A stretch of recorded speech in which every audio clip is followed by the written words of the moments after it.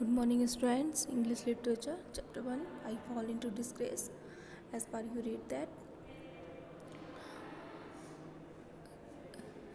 जो Charles Dickens हैं उनके बचपन का नाम डेविड है और किस तरीके से उनके स्टेप फादर मिस्टर मडस्टोन उनके साथ क्रूअल ट्रीटमेंट करते हैं और उनको घसीटते हुए ऊपर ले जाते हैं, ऊपर के कमरे में ले जाते हैं क्योंकि उन्होंने अपना लेसन प्रॉपर तरीके से नहीं सुनाया था।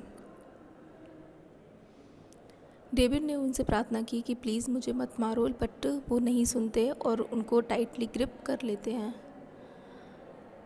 मिस्टर मडस्टोन का जो हाथ है वो डेविड के मुंह को कस के पकड़े हुए हैं। इसकी वजह से डेविड ने गुस्से में उनको काट लिया और काटने की वजह से उनके जो दांतों के निशान थे वो मिस्टर मडस्टोन के हाथ पर छप गए। इसके बाद हम पढ़ते हैं he beat me then as if he would have beaten me to death. इसके बाद मिस्टर मडस्टोन ने उसको इतना मारा, कितना मारा कि बीटन मी टू डेथ, कि मार मार के ही मेरी मृत्यु हो जाती, पिट पिट के ही मैं मर जाता, इतना ज़्यादा उनको मारा गया।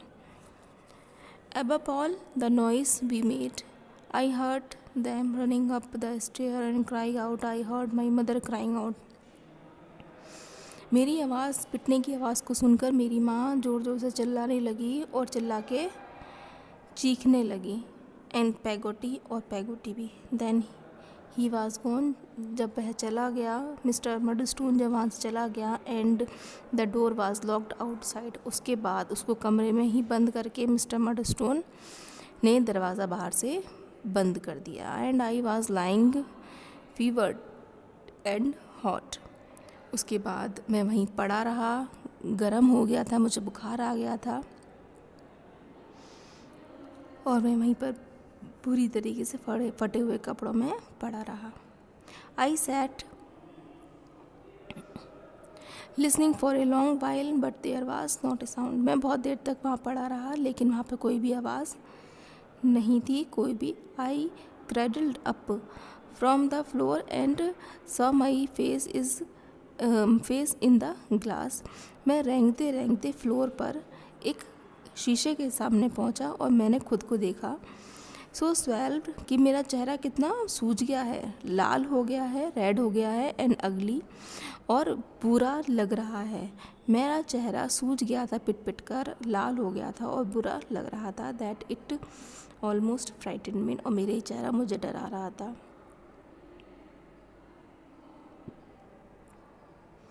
It lay heavier on my breast than I had been.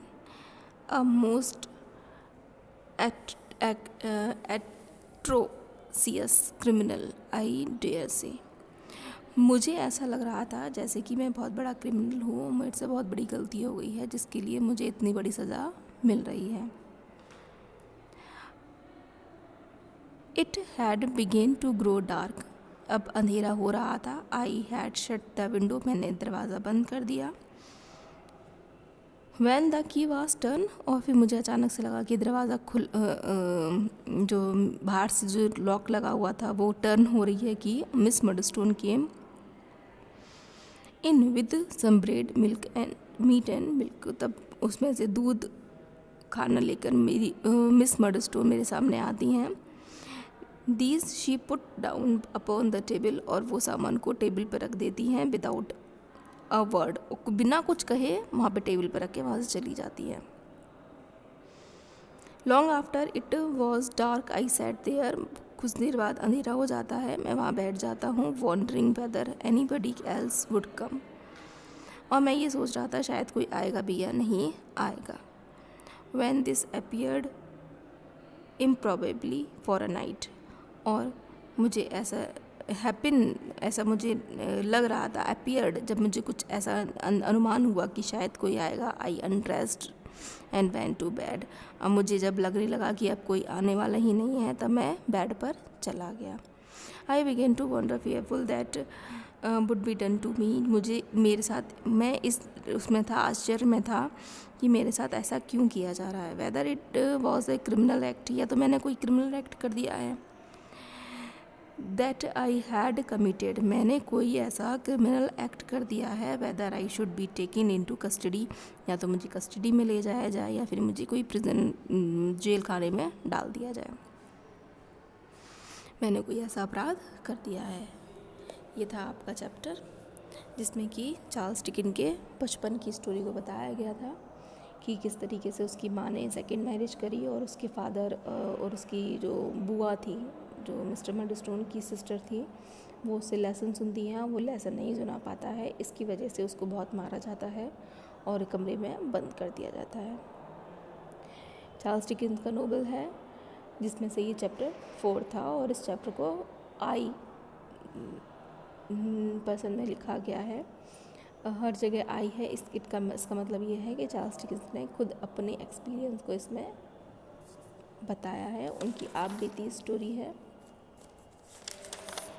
और मैंने आपको पहले ही बताया था कि ये जो इसकी जो थीम है वो फैमिली की है, चाइल्डहुड की है और वैल्यूज़ की है, कि किस तरीके से बच्चों को और बच्चे होते हैं, अदर बच्चे होते हैं, उनके साथ किस तरीके से व्यवहार होता है और उनके साथ कैसा व्यवहार किया गया। So that was the end of the story. I hope you understand this.